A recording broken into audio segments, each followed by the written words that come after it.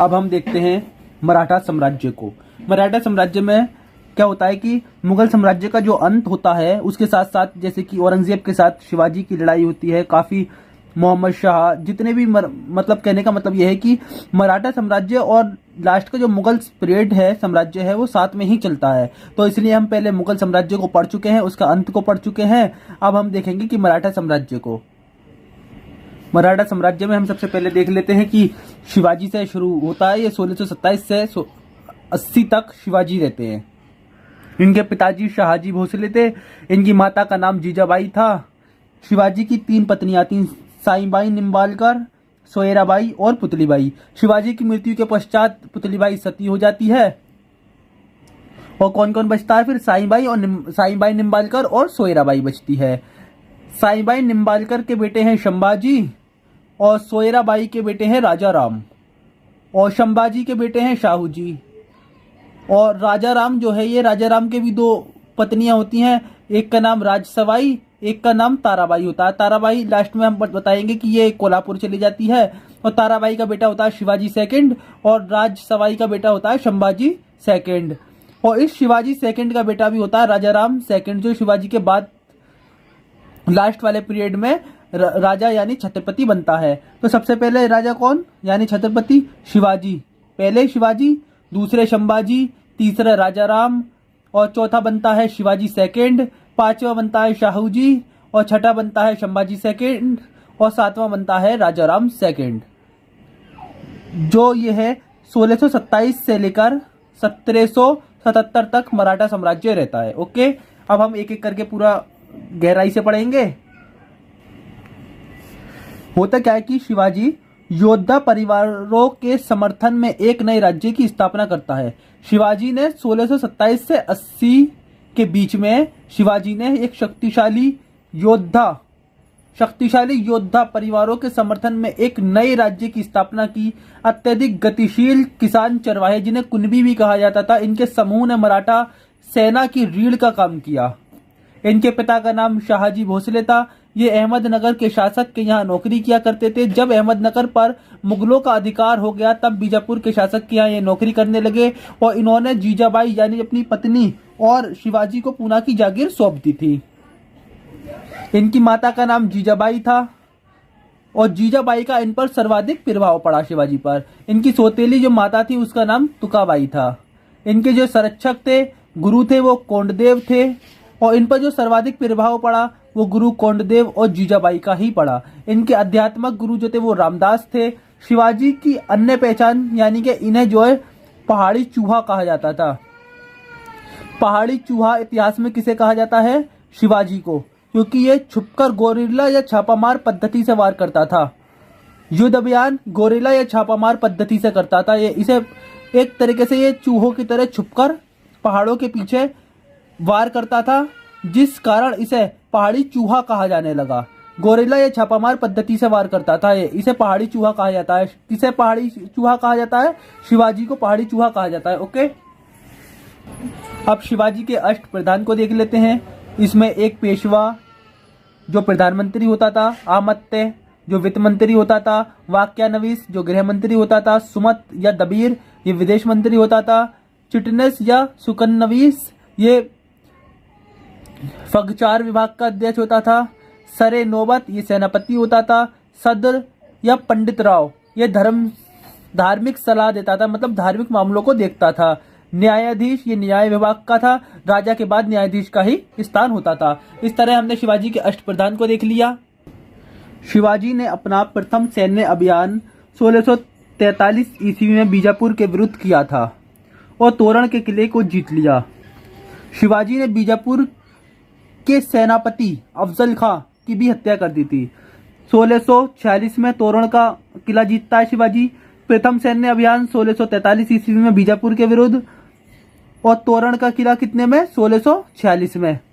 1643 में बीजापुर के विरुद्ध अभियान, 1646 में तोरण, 1647 में सिंहगढ़, 1654 में पुरंदर और 1657 में कोंकण, जिसके अंतर्गत कल्याण, भिवंडी और महू आते हैं। और 1657 में ही शिवाजी की मुलाकात जो है औरंगजेब से होती है। शिवाजी जी जो है वो औरंगजेब से संधि करना चाहता है इसी के बीच औरंगजेब ने शिवाजी को पराजित करने के लिए कई अभियान किए। 1664 ईस्वी में शिवाजी जो है वो सूरत को लूटता है। पहली बार शिवाजी ने सूरत को लूटा 1664 ईस्वी में। इस समय यहाँ के जो गवर्नर थे वो इनायत खां थे। ये मुगलों का सबसे बड़ा औद्योगिक केंद्र था, बहुत बड़ा औद्योगिक केंद्र था मुगलों का ये। औरंगजेब ने जयसिंह को भेजा लड़ने के लिए शिवाजी से, और शिवाजी जो है वो पराजित हो गया। फिर एक संधि होती है जिसे पुरंदर की संधि कहा जाता है। 22 जून 1665 ईस्वी को पुरंदर की संधि होती है, जिसमें से संधि में क्या होता है कि 35 किलो में से 23 किले मुगलों को दे दिए जाते हैं, मतलब मुगलों को वापस किए जाते हैं। वह शिवाजी का जो पुत्र है संभाजी, उसको औरंगजेब की सेवा के लिए भेजा जाता है। औरंगजेब की सेवा के लिए भेजा जाता है और संभाजी को 5000 का मनसब दिया जाता है, और साथ में ये वचन लिया जाता है कि मुगलों के साथ बीजापुर के खिलाफ लड़ेगा। ओके। इसके बाद 1666 ईस्वी में औरंगजेब से मिलने पहुंचता है शिवाजी। औरंगजेब से कौन मिलने पहुंचता है? शिवाजी मिलने पहुंचता है, और शिवाजी को आगरा के किले में कैद कर लिया जाता है। ये जो किला है ना, वो जयसिंह के बेटे राम सिंह का किला था। 1666 ईस्वी में मिलने पहुंचा शिवाजी से, औरंगजेब से मिलने पहुंचा शिवाजी, उसे आगरे के किले में कैद कर लिया जाता है, और जयसिंह के बेटे राम सिंह का किला होता है जिस किले में इसे कैद किया जाता है। और सितंबर 1666 ईस्वी में शिवाजी वहां से भागकर रायगढ़ पहुंचता है। 1666 सितंबर के महीने में शिवाजी वहां से भागता है और रायगढ़ पहुंचता है, और बीजापुर से चौथ वसूलता है। और रायगढ़ जब पहुंचता है तो वहां से बीजापुर से चौथ वसूलता है और रायगढ़ को राजधानी बनाता है, और इसी किले में रायगढ़ को राजधानी बनाता है, और इसी किले में वो अपना 1674 ईस्वी में राज्याभिषेक करवाता है। 1674 में राज्याभिषेक करवाता है इसी किले में, और इसी किले के अंदर छत्रपति की भी उपाधि लेता है। रायगढ़ के किले में छत्रपति की भी उपाधि लेता है, और 1674 में इसी किले में राज्याभिषेक करवाता है। ये जो अपना राज्याभिषेक करवाता है, ये बनारस के एक पंडित श्री गंगा भट्ट से करवाता है। ये पहला राज्याभिषेक है। अभी एक बार और करेगा शिवाजी राज्याभिषेक। पहला राज्याभिषेक श्री गंगा भट्ट से करवाता है, जो कि बनारस के रहने वाले हैं। और 1670 ईस्वी में दोबारा सूरत को लूटता है। 1670 ईस्वी में दोबारा सूरत को लूटता है ये, और 1674 में अपना राज्याभिषेक करवाता है रायगढ़ के किले में। लेकिन दोबारा कब कराएगा? दोबारा ये कि कहां से करवाएगा? ये दोबारा कांची के नीतेश्वर गोस्वामी से करवाएगा दोबारा ये। 1674 ईस्वी में, जैसे कि यहाँ लिखा हुआ था, मैंने दोबारा लिख दिया इसे। 1670 में दोबारा से सूरत को लूटता है ये। 1674 ईस्वी में ये अपना राज्याभिषेक करता है रायगढ़ के किले में, जैसे कि मैं यहाँ पर बता चुका हूँ, और इसी किले में छत्रपति की उपाधि भी लेता है। और 1674 में ही इसकी माता का देहांत हो जाता है। 1674 में राज्याभिषेक किया इसने, छत्रपति की उपाधि ली, रायगढ़ को राजधानी बनाया, और 1674 ईस्वी में ही इसकी माता का देहांत हो जाता है। जब इसकी माता का देहांत हो जाता है तो ये सोचता है कि कहीं राज्याभिषेक में कोई कमी ना रह गई हो, इसीलिए 24 सितंबर 1674 ईस्वी को दोबारा से राज्याभिषेक करवाता है। और ये जो राज्याभिषेक करवाता है कांची के सबसे बड़े पंडित नीतेश्वर गोस्वामी से तांत्रिक विधि से करवाता है। कौन सी विधि से? तांत्रिक विधि से करवाता है। लेकिन क्या होता है कि 1679 ईस्वी में औरंगजेब जो है दोबारा से जजिया कर लगा देता है। 1689 ईस्वी में औरंगजेब दोबारा से जजिया कर लगा देता है। जजिया का विरोध करने वाला एकमात्र शासक शिवाजी ही था उस समय। शिवाजी के अलावा कोई जजिया का विरोध नहीं कर रहा था। औरंगजेब ने विवश होकर शिवाजी को राजा की उपाधि दे दी। शिवाजी का अंतिम सैन्य अभियान कर्नाटक के विरुद्ध 1677 ईस्वी में था। अंतिम अभियान कब था शिवाजी का? 1677 ईस्वी में कर्नाटक के विरुद्ध। और 12 अप्रैल 1680 ईस्वी को ज्वर यानी बुखार के कारण शिवाजी की मृत्यु हो जाती है। 12 अप्रैल 1680 ईस्वी को शिवाजी की मृत्यु हो जाती है ज्वर से यानी बुखार से। और इनकी जो पत्नी थी, 3 पत्नियां थी इसकी, लेकिन 3 पत्नियों में से एक पत्नी पुतलीबाई जो थी वो सती हो जाती है। और 1680 में जब शिवाजी की मृत्यु हो जाती है तो जाहिर सी बात है कि इसका बेटा शासक बनेगा। 1680 ईस्वी में संभाजी शासक बनता है, और ये 1680 से 1689 ईस्वी तक यानी कि 9 साल तक रहता है। यह संभाजी है जो पन्हाला के किले में कैद था, वहां से भागकर ये छत्रपति बना। ओके, जैसे कि मैंने बताया था कि शिवाजी के बेटे को औरंगजेब की सेवा के लिए भेज दिया गया था, ये वही संभाजी है। लेकिन 1680 में जब संभाजी शासक बनता है, छत्रपति बनता है, तो उसी के बीच 1686 ईस्वी में होता क्या है कि संभाजी जो है अकबर सेकंड, जो कि औरंगजेब का बेटा है, अकबर सेकंड विद्रोह करता है औरंगजेब से, तो ये अकबर सेकंड को पनाह दे देता है, यानी शरण दे देता है।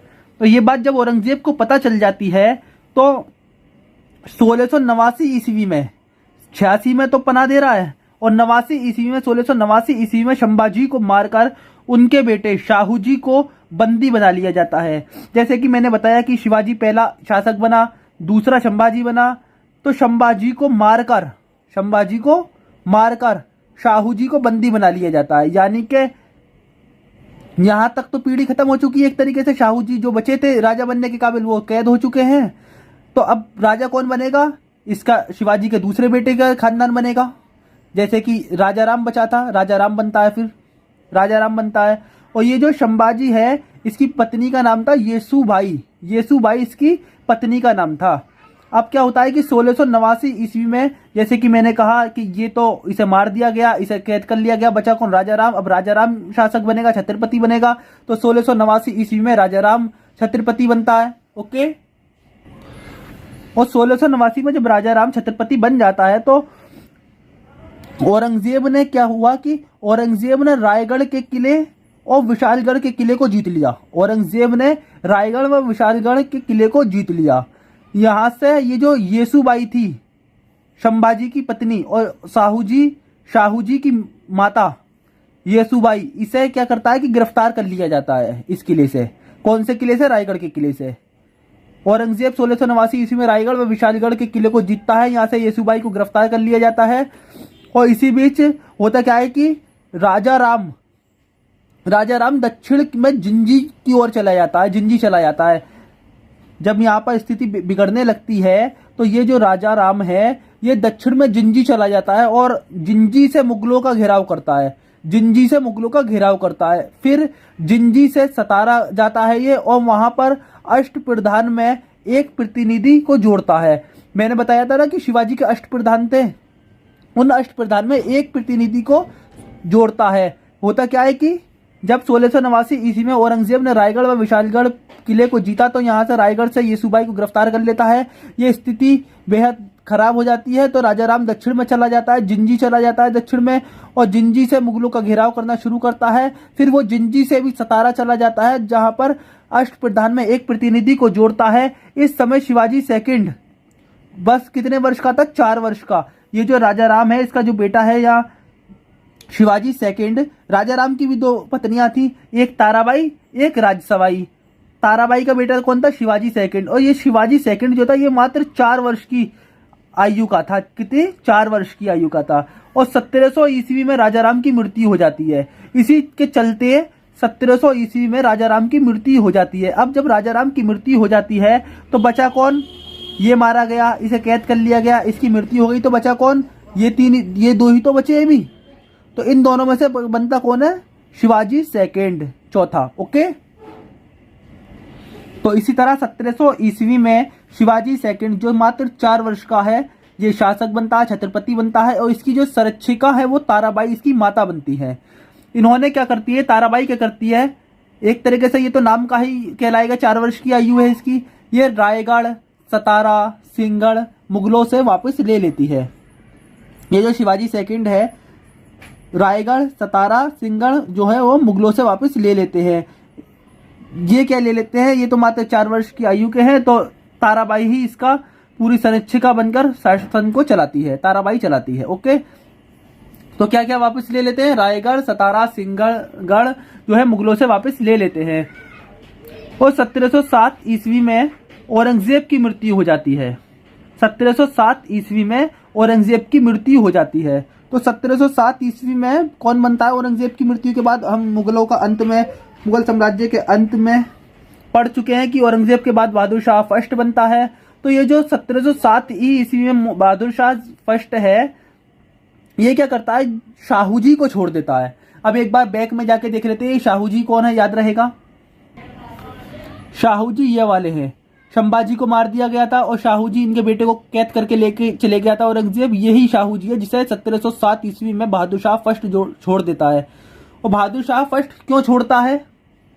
बहादुर शाह फर्स्ट इसलिए छोड़ता है क्योंकि इस समय ये छत्रपति बना हुआ है शिवाजी सेकंड, और इसे छोड़ दिया गया तो ये बनने की कोशिश करेगा छत्रपति से, ये बनने की कोशिश करेगा, फिर इन दोनों में झगड़ा होगा तो मराठा साम्राज्य की शक्ति कमजोर पड़ेगी, आपस में ही लड़ेंगे। तो जब 1707 ईस्वी में बहादुर शाह के द्वारा शाहू जी को छोड़ दिया गया तो क्या होता है, 1707 ईस्वी में एक युद्ध होता है जिसे कहते हैं खेड़ा का युद्ध। खेड़ा का युद्ध शाहू जी के और शिवाजी सेकंड के बीच होता है। जैसे मैंने पहले कहा कि मराठा साम्राज्य की शक्ति को कम करने के लिए बहादुर शाह फर्स्ट ये हरकत करता है। एक तरफ ताराबाई है शिवाजी के संरक्षका के रूप में और एक तरफ शाहू जी है। ये दोनों आपस में लड़ते हैं ताकि ये चाहता है कि मैं छत्रपति बनूं और ये चाहता है कि मैं छत्रपति बना रहूं। तो ये जो ताराबाई है ये कोल्हापुर चली गई थी, कोल्हापुर से छत्रपति बनाया है इसने शिवाजी सेकंड को। कोल्हापुर से देखरेख कर रहा था ये पूरे शासन की देखरेख कहां से कर रहा था? कोल्हापुर से। एक तरफ कोल्हापुर की ताराबाई है जो शिवाजी सेकंड की संरक्षिका के रूप में युद्ध में लड़ती है और एक तरफ शाहू जी है जो खेड़ा के युद्ध में लड़ते हैं। ये आपस में दोनों लड़ते हैं, शिवाजी सेकंड और शाहू जी। लेकिन होता क्या है कि इसमें शाहू जी जीतता है। शाहू जी किसकी मदद से जीतता है? बालाजी विश्वनाथ की मदद से जीतता है शाहू जी। बालाजी विश्वनाथ जो है एक ब्राह्मण पेशवा है। इनकी मदद से शाहू जी जो है जीत जाता है और शिवाजी सेकंड हार जाता है। अब जब यहां से ये जीत गया शाहू जी तो छत्रपति कौन बनेगा? छत्रपति बनेगा शाहू जी, जो कि 1707 ईस्वी से 1749 तक रहता है। हम एक बार बैक स्लाइड में जाकर देख लेते हैं। जैसे कि मैंने बताया ये शाहू जी और शिवाजी के बीच युद्ध होता है जिसे खेड़ा का युद्ध कहा जाता है। शिवाजी हार जाता है, शिवाजी सेकंड, तो शाहू जी बनता है। तो शिवाजी बन चुका था चौथा, अब पांचवा कौन बना है? शाहू जी। ओके, यानी कि ये सब यहाँ 5 तक तो हो चुके हैं। अब बचे कौन कौन? ये और ये, इन्हें बाद में देखेंगे। ये शाहू जी बन जाता है, इसे बहादुर शाह फर्स्ट ने छोड़ा था। ओके, शाहू जी ने को सेना करते कहा जाता है। इसने अपनी राजधानी किसे बनाया था? इसने सतारा को अपनी राजधानी बनाया था। शाहू जी ने अपनी राजधानी सतारा को बनाया था और 1713 ईस्वी में शाहू जी ने ही बालाजी विश्वनाथ को पेशवा बनाया था। पेशवा किसे बनाया था? बालाजी विश्वनाथ को। 1713 ईस्वी में बालाजी विश्वनाथ को पेशवा बना दिया जाता है। लेकिन शिवाजी सेकंड जो कोल्हापुर में था, इसकी मृत्यु कोल्हापुर में हो गई। शिवाजी सेकंड की मृत्यु हो जाती है तो कोल्हापुर संभाजी सेकंड शासक बनता है कोल्हापुर में। एक बार देखते, मैंने कहा कि शिवाजी सेकंड की मृत्यु हो जाती है कोल्हापुर में, तो कौन बनेगा यहाँ पर? एक तरफ तो शाहू जी बना हुआ है, दूसरी तरफ संभाजी सेकंड बनता है। संभाजी सेकंड कौन है? राजा जसबाई का बेटा है, राजा राम का भी बेटा है और शिवाजी सेकंड का सौतेला भाई है। संभाजी सेकंड शासक बनता है और उधर शाहू जी तो बना ही हुआ है, ये कोल्हापुर में बनता है संभाजी सेकंड।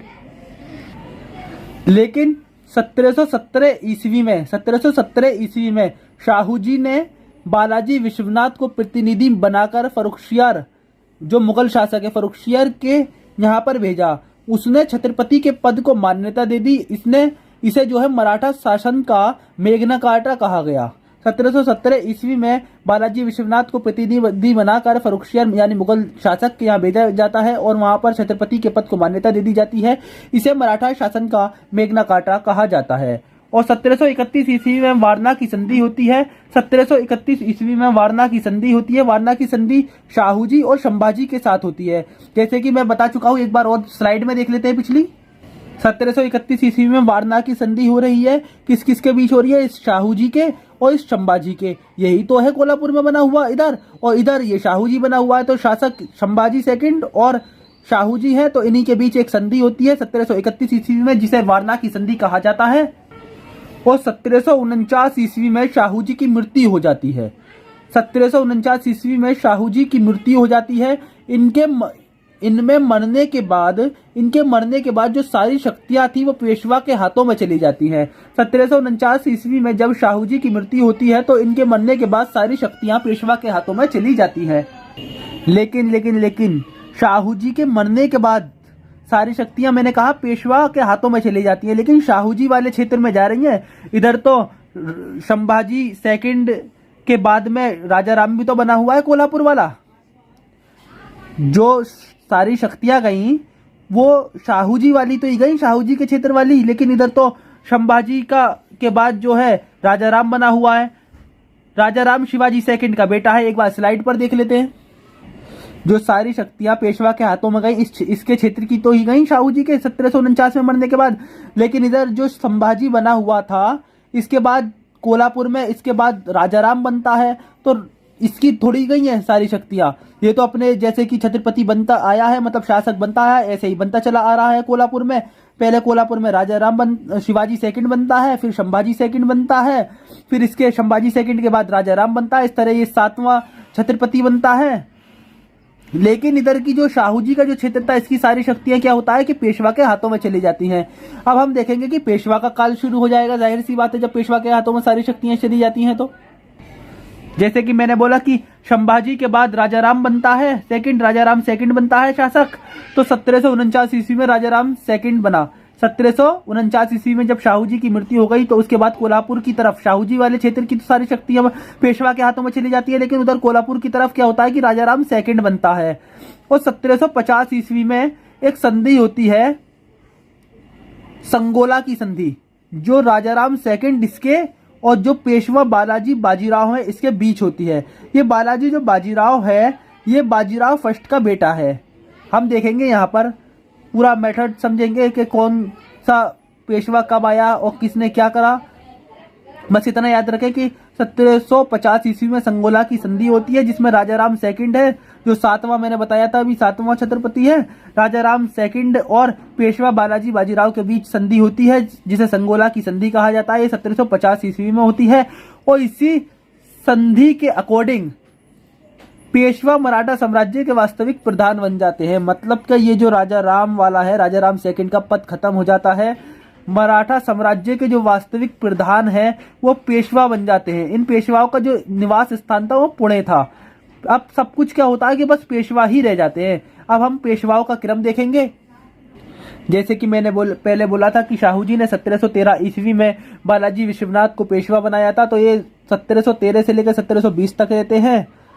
20 में इनकी मृत्यु हो जाती है। इनके बाद बालाजी फर्स्ट आता है जो 1720 से 40 तक रहता है। इसे लड़ाका पेशवा भी कहा जाता है। इस हिसाब से देखें तो हम ये पहले नंबर का बालाजी विश्वनाथ, दूसरे नंबर पर जो आता है बालाजी फर्स्ट आता है, तीसरे नंबर पर क्या होता है कि बालाजी बाजीराव आता है। बालाजी बाजीराव जब ये 1720 से 40 तक रहा है तो 40 से 61 तक कौन रहता है, बालाजी बाजीराव कहा जाता रहता है। इसे नाना साहब भी कहा जाता है। ये तीसरे नंबर का होता है। इसका एक भाई और होता है रघुनाथ रघोवा, यानी कि बालाजी फर्स्ट जो है इसके दो बेटे थे, एक बालाजी बाजीराव एक रघुनाथ रघोवा। ओके, लेकिन जो पेशवा बनता है वो बालाजी बाजीराव बनता है 1740 से 61 तक। अब चौथे नंबर पे बालाजी बाजीराव के बाद कौन बनता है, माधवराव फर्स्ट बनता है। माधवराव फर्स्ट चौथे नंबर पर बनता है। ये 1761 से 72 तक रहता है। फिर इसके बाद नारायण राव बनता है जो मात्र 1 वर्ष के लिए पेशवा बनता है, 1772 से 73 तक बनता है। फिर नारायण राव के बाद में इसका बेटा माधवराव सेकंड बनता है। इसे नाना फडणवीस ने बनाया था। माधवराव सेकंड को नाना फडणवीस ने बनाया था, लेकिन इसने आत्महत्या कर ली थी। ये 1774 से 96 तक रहा। इसने 96 ईस्वी में 1796 ईस्वी में आत्महत्या कर लेता है। ये जब ये आत्महत्या कर लेता है तो 7वां कौन बनता है, रघुनाथ रघुवा का बेटा बाजीराव सेकंड 7वां बनता है, जो 1796 से 1818 तक रहता है। लेकिन अंग्रेज क्या करते हैं, इसे 8 लाख रुपए पेंशन का देकर पेंशन दे देते हैं। और इसका जो दत्तक पुत्र था धुंधु पंत, जिसे नाना साहब के नाम से भी जाना जाता है, वो 1857 के विद्रोह में भाग लेते हैं। ओके, अब हम एक एक करके सबके बारे में पढ़ेंगे। जैसे कि मैंने पहले बोला कि 1720 ईस्वी में बालाजी विश्वनाथ की मृत्यु हो जाती है। 1713 ईस्वी में तो शाहू जी इन्हें पेशवा बनाते हैं, लेकिन 1720 ईस्वी में बालाजी विश्वनाथ की मृत्यु हो जाती है। इनके बाद बालाजी फर्स्ट शासक बनता है 1720 से 40 तक। इनके दो बेटे हैं, बालाजी बाजीराव और रघुनाथ रघोवा। ओके, बाजीराव फर्स्ट 1720 ईस्वी से 40 ईस्वी तक। इनके पिता का नाम बालाजी विश्वनाथ था। इन्हें लड़ाकू पेशवा भी कहा जाता था। ये गोरेला पद्धति का सर्वाधिक प्रयोग करते थे। सर्वाधिक प्रयोग गोरेला पद्धति का बाजीराव फर्स्ट ने किया। 1728 ईस्वी में हैदराबाद के शासक निजामुल मुल्क को हराकर इन्होंने मुंशी शिवगांव की संधि की थी। छत्रपति शाहू जी से क्या कहा था बाजीराव फर्स्ट ने कि आओ इस पुराने वृक्ष की जड़ों पर हम वार करें, शाखाएं तो खुद गिर जाएंगी। और इसी के रिप्ले में शाहू जी ने प्रतिक्रिया दी कि आप निसंदेह एक योग्य पिता के एक योग्य पुत्र हैं। आपके प्रयासों से मराठा साम्राज्य का पताका कटक से लेकर अटक तक लहराए जाएंगे। 1737 ईस्वी में बाजीराव फर्स्ट मात्र 500 घुड़सवारों के साथ मुगल सम्राट मोहम्मद शाह पर आक्रमण कर देता है और दिल्ली को पूरी तरह लूटता है। मोहम्मद शाह एक संधि करता है जिसके तहत 5 लाख प्रतिवर्ष लेकर विदेशी आक्रमण के समय सैन्य मदद का वचन दिया जाता है कि बाजीराव फर्स्ट सैन्य मदद करेगा मुगलों की। 5 लाख रुपए प्रतिवर्ष लेगा कौन? बाजीराव फर्स्ट। लेकिन 1739 ईस्वी में नादिर शाह ने जब दिल्ली पर आक्रमण कर दिया तो बाजीराव फर्स्ट ने इसकी मदद नहीं की। मोहम्मद शाह की यानी कि मुगल सम्राट की मदद नहीं करता है बाजीराव फर्स्ट, ये अपनी बात से मुकर जाता है। इसका संबंध जो है एक मुस्लिम महिला मस्तानी से था। इसने पुर्तगालियों से सालसेट बसीन को छीन लिया। बाजीराव फर्स्ट ने पुर्तगालियों से सालसेट व बसीन को छीन लिया था। इसके समय में मराठा साम्राज्य को 5 परिसंघों में बांटा गया था।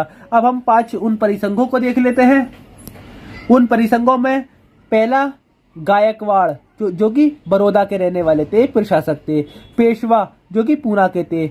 भोसले ये कौन से थे? ये नागपुर के थे। होलकर ये कहाँ के थे? इंदौर के थे। सिंधिया ये कहाँ के थे? ये ग्वालियर के थे। तो हमारी जो ट्रिक है बड़ा गायक यानी बड़ोदरा के गायक। पूना पेश यानी पूना के पेशवा। भोसनाग यानी के भोसले कहाँ के? नागपुर के। इंद्र यानी इंदौर, होल यानी होलकर। गालीवाला सिंध यानी ग्वालियर और सिंध। ओके, अब हम आगे देखते हैं। बाजीराव फर्स्ट के बाद कौन बनता है? बाजीराव फर्स्ट के बाद बनता है, बाजीराव के 2 बेटे थे। बाजीराव फर्स्ट के 2 बेटे थे, बालाजी बाजीराव और रघुनाथ रघोवा। तो बालाजी फर्स्ट के बाद बनता है बालाजी बाजीराव और रघोवा नहीं बनता है। बालाजी बाजीराव पेशवा बनता है, बालाजी बाजीराव। ओके, हम देखते हैं बालाजी बाजीराव को। ये 1740 से 1761 तक रहते हैं। इनका अन्य नाम नाना साहब था। नाना साहब कहा जाता था। शिवाजी के बाद मराठा साम्राज्य का इन्हें दूसरा संस्थापक भी कहा जाता है। 1749 ईस्वी में संगोली की जो संधि मैंने पहले बताई थी, राजाराम सेकंड और बालाजी बाजीराव जो कि पेशवा थे, इनके बीच हुई थी। इसके तहत मराठा साम्राज्य जो था वो पेशवा के अधीन हो गया था, जैसे कि मैं बता चुका हूं। 1752 ईस्वी में एक संधि और होती है जिसे झलकी की संधि कहा जाता है। यह संधि हैदराबाद के निजाम ने मराठों की अधीनता स्वीकार कर की थी। मतलब 1752 में एक झलकी की संधि हुई जिसके अकॉर्डिंग हैदराबाद के निजाम ने मराठों की अधीनता को स्वीकार कर लिया। और 14 जनवरी 1761 ईस्वी में पानीपत का तृतीय युद्ध हो जाता है जो कि अहमद शाह अब्दाली से होता है। मराठे पराजित हो जाते हैं। ये सब खबर को सुनकर बालाजी बाजीराव की मृत्यु हो जाती है। 14 जनवरी 1761 ईस्वी को अब्दाली से पानीपत का 3rd युद्ध हो जाता है मराठों का। मराठे पराजित हो जाते हैं। ये खबर सुनकर इनकी मृत्यु हो जाती है। इतिहासकार सिडनी ओवन ने कहा कि पानीपत का तृतीय युद्ध ये तय नहीं कर सका, ये सिद्ध नहीं कर सका कि भारत में किसका शासन होगा, लेकिन ये जरूर सिद्ध कर दिया कि भारत में किसका शासन नहीं होगा। इनका जो पुत्र था विश्वास राव, वो युद्ध में मारा जाता है पानीपत के तृतीय युद्ध में। लेकिन इसी के साथ जब ये हारते हैं पानीपत के तृतीय युद्ध में, तो अंग्रेजों को बंगाल और भारत में एक सुनहरा मौका मिलता है, क्योंकि जो बड़ी ताकत थे मराठा वो कमजोर हो गए, युद्ध में हार गए। तो अंग्रेजों को, और अब्दाली जो था वो लौट गया, तो बचे कौन? अंग्रेज।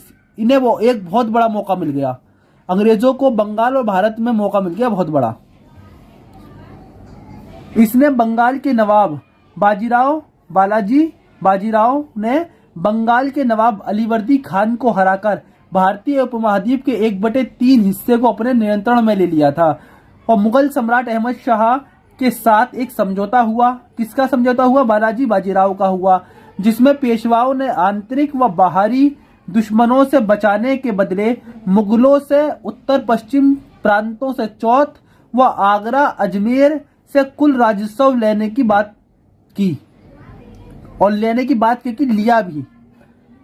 इसकी मृत्यु के बाद इसका दूसरा बेटा माधवराव फर्स्ट, जो कि अल्पायु था, माधवराव फर्स्ट शासक बनता है।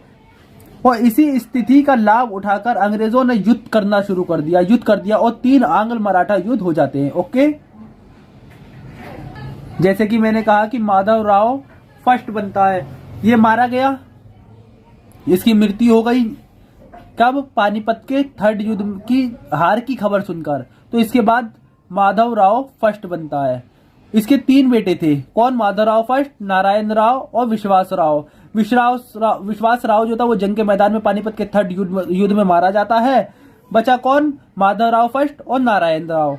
तो नारायण राव बाद में बनेगा, पहले कौन बनता है? माधवराव फर्स्ट। ये 1761 से 62 तक रहता है। ओके, अब इसके बारे में देख लेते हैं डिटेल में।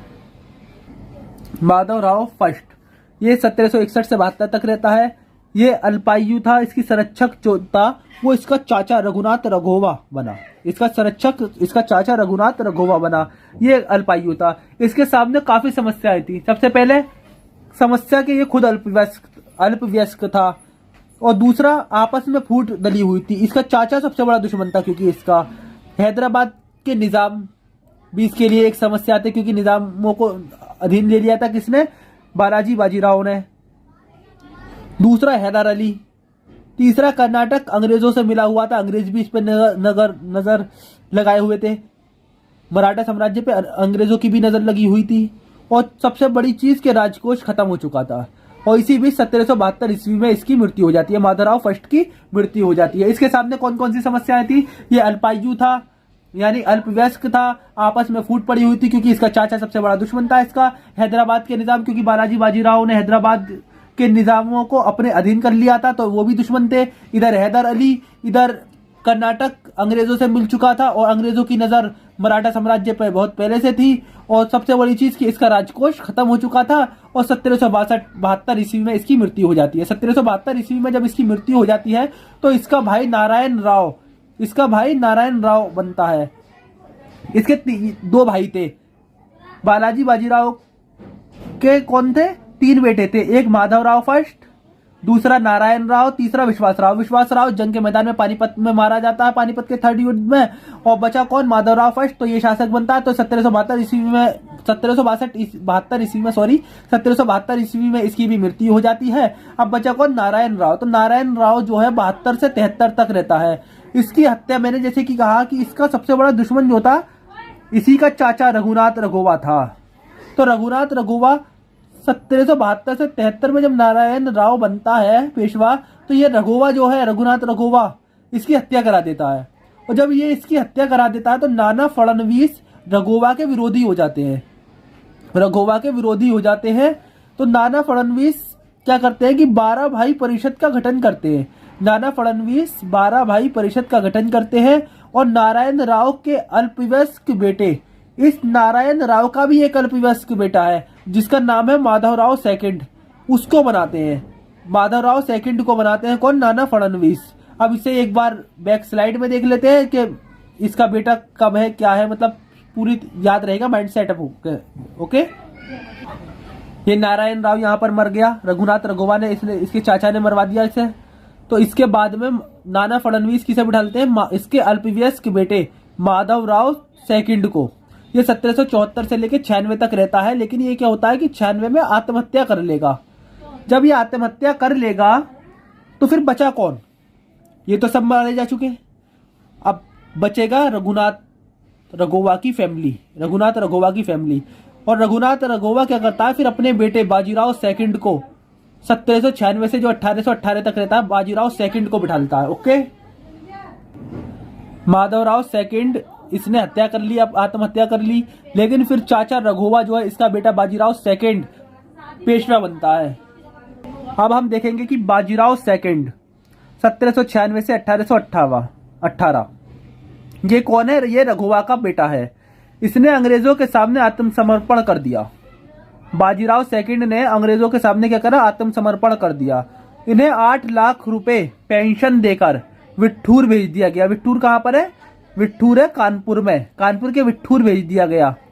इनके दत्तक पुत्र धुंधु पंत, जो कि नाना साहब के नाम से भी जाने जाते हैं, इन्होंने कानपुर से 1857 का विद्रोह में भाग लिया था। ओके, तो हम कह सकते हैं कि नाना साहब और ये धुंधु पंत जो है ये, और रानी लक्ष्मीबाई, ये जितने भी जो विद्रोही ये ज्यादातर अपने फायदे के लिए विद्रोह में भाग ले रहे थे। इनके अंदर देश प्रेम की भावना नहीं थी। एक तरीके से हम कह सकते हैं कि जो 1857 का सबसे बड़ा असफल होने का कारण था, सबसे बड़ा असफल होने का ये कारण यही था कि ज्यादातर लोग अपने फायदे के लिए इस विद्रोह में भाग ले रहे थे। ओके, देखते हैं कि फर्स्ट आंग्ल मराठा युद्ध 1778 से 82 तक चलता है। अब सबसे पहले युद्ध के कारणों को देखते हैं।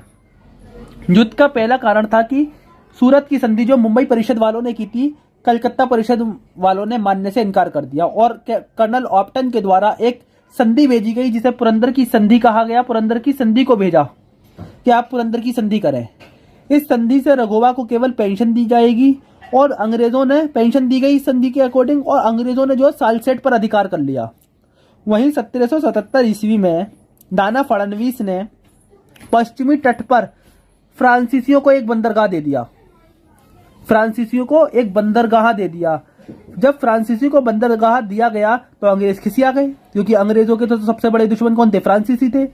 बंदरगाह दे दिया तो कलकत्ता परिषद के साथ जो पुरंदर की संधि हुई, कलकत्ता परिषद ने कहा कि आपने इस संधि का उल्लंघन किया है, और परिणाम यह हुआ कि वडगांव में एक लड़ाई हुई। अब वडगांव की लड़ाई को छोड़ो, पहले इसके और देख लेते हैं कि और क्या क्या कारण थे प्रथम युद्ध के। दूसरा कारण यह कि 1761 ईस्वी में पानीपत की लड़ाई में अहमद शाह अब्दाली की जो लड़ाई हुई, इसमें बालाजी बाजीराव का बेटा विश्वासराव मारा जाता है, जिसके कारण मराठे कमजोर हो जाते हैं। मराठे क्या होता है कि कमजोर हो जाते हैं। तो फिर इसमें एक लड़ाई हुई। कहां पर हुई लड़ाई? 1779 ईस्वी में वडगांव के समझौते पर 1779 में कलकत्ता परिषद ने इस संधि का उल्लंघन माना। परिणाम यह हुआ कि वडगांव में एक लड़ाई हुई और महादजी शिंदे के नेतृत्व में मराठों ने अंग्रेजों को बुरी तरह हरा दिया और अंग्रेजों को 1779 ईस्वी में बडगांव के समझौता, जो बडगांव की संधि है, इस पर हस्ताक्षर करने के लिए मजबूर कर दिया। लेकिन जब अंग्रेज मजबूर हो गए तो उन्होंने साइन कर दिए। लेकिन जब मजबूर हुए जब ही तो करे। धीरे धीरे वो मजबूत हुए। मजबूत होने के बाद वारेन हेस्टिंग्स, जो कि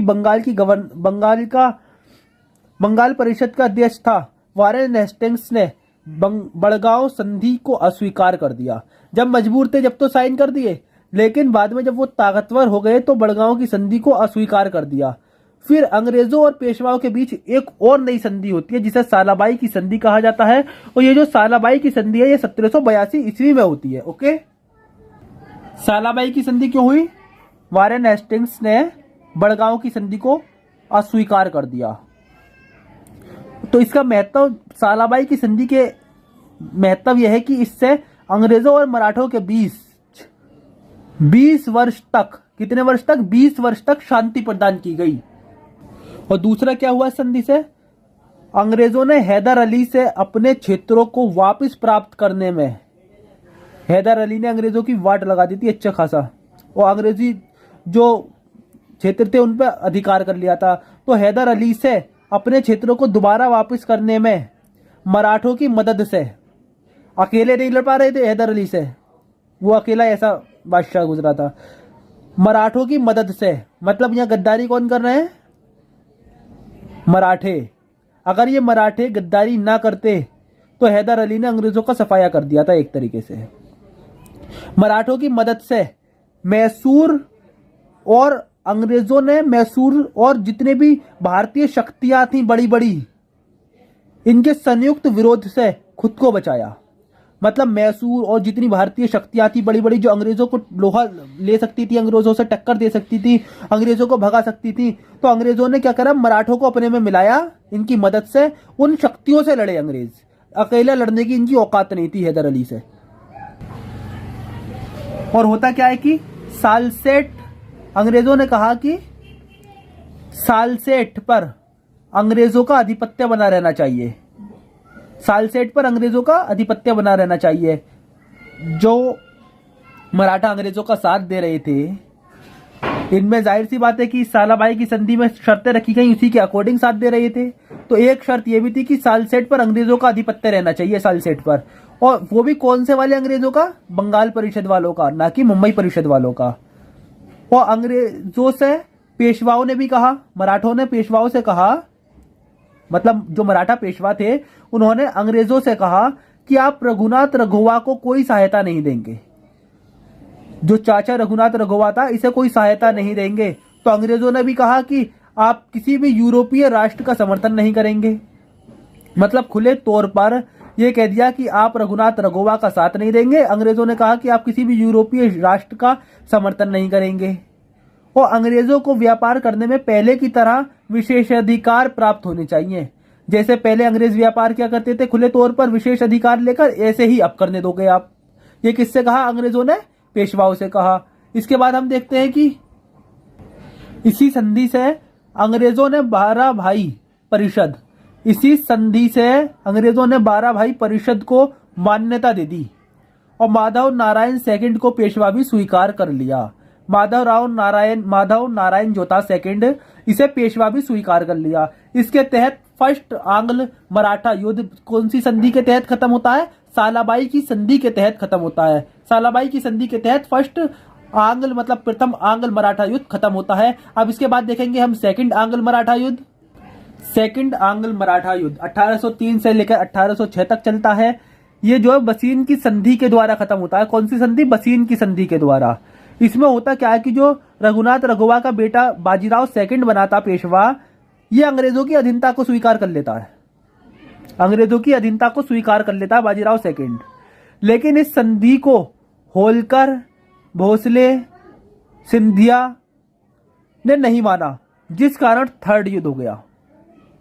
क्या होता है कि सेकंड युद्ध में क्या होता है कि बसीन की संधि के अकॉर्डिंग खत्म होता है और पेशवा जो बाजीराव सेकंड है, रघुवा का पुत्र, ये अधीनता को स्वीकार कर लेता है। किसकी अधीनता? अंग्रेजों की अधीनता को। लेकिन इस अधीनता को ये स्वीकार करता है, ना कि होलकर, भोसले, सिंधिया, ये तीनों जो हैं इस संधि को नहीं मानते हैं बिल्कुल भी।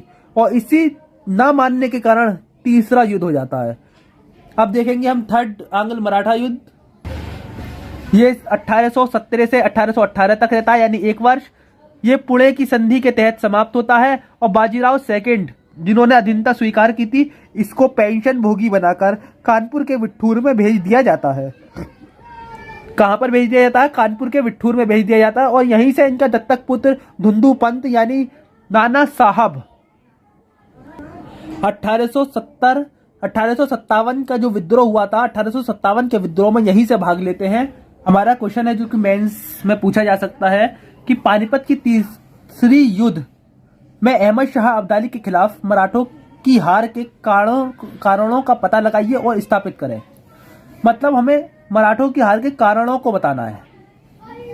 तो पानीपत की तृतीय युद्ध सन 1761 ईस्वी में अफगान शासक व मराठों के बीच हुआ था।